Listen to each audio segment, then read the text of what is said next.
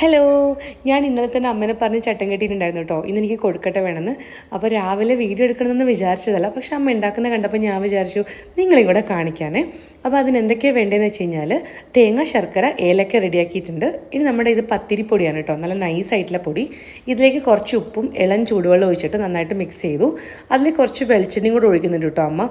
സത്യം പറഞ്ഞാൽ എനിക്ക് ആ വെളിച്ചെണ്ണ ഒഴിക്കുന്ന കാര്യം എനിക്ക് അറിയുന്നുണ്ടായിരുന്നില്ല. അതുകൊണ്ട് തന്നെ ഞാൻ ദാവൺഗിരിയിൽ വെച്ച് ഉണ്ടാക്കിയപ്പോൾ ഇത് ശരിയായിട്ടുണ്ടായിരുന്നില്ല കേട്ടോ.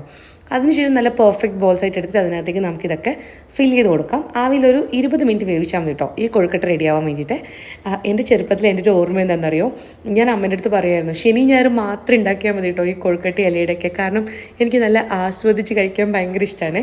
സ്കൂളിൽ പോകുന്ന ദിവസം ഞാൻ ഇതൊന്നും ഉണ്ടാക്കാൻ വിടില്ല. സ്കൂളിൽ പോകുന്ന ദിവസം എന്തെങ്കിലും ഉപ്പുമാവോ ദോശയോ അങ്ങനെ എന്തെങ്കിലും മതി. കാരണം ഏറ്റവും ഫേവറേറ്റ് ആയിട്ട് ഫുഡൊക്കെ എനിക്ക് ശനി ഞായറും കഴിക്കാൻ ഭയങ്കര ഇഷ്ടമായിരുന്നു.